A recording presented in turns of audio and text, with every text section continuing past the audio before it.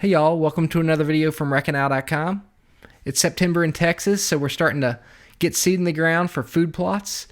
We plant small Hidey-Hole food plots to try to catch deer in transition.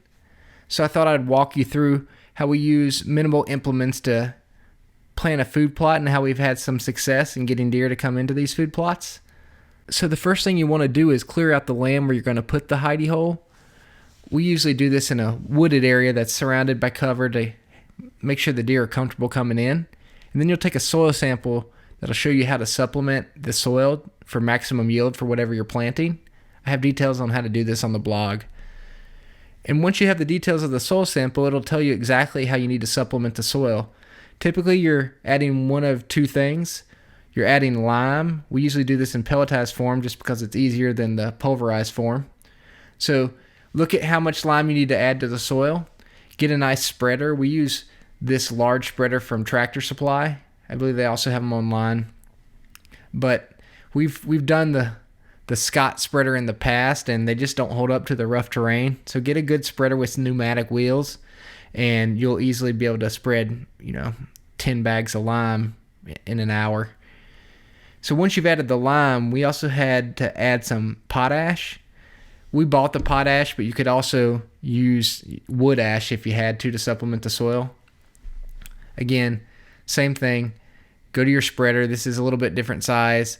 You can adjust the broadcast rate for the potash depending on how much you need to add to the field. I'll be honest, a lot of times we are guesstimating on how much we're putting down. We're just trying to get it roughly right. We're not a commercial farmer. We're not really concerned with the beauty of the field. We just want to have something coming up that will cause the deer to stop as they're transitioning to a larger food source. Once you get the supplements in the ground, you want to turn over the soil because you want good contact with the seed when you broadcast it out. We use the tines of a box blade angled down because we don't have another implement, but you could use a rake or even a tiller and achieve the same effect.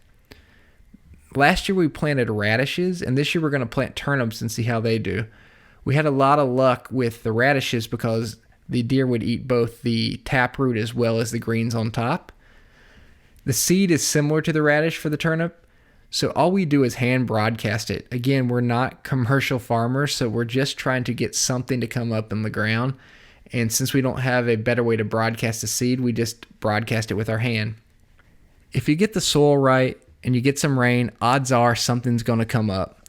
And it really only takes a little bit to bring a deer into a Hidey-Hole food plot.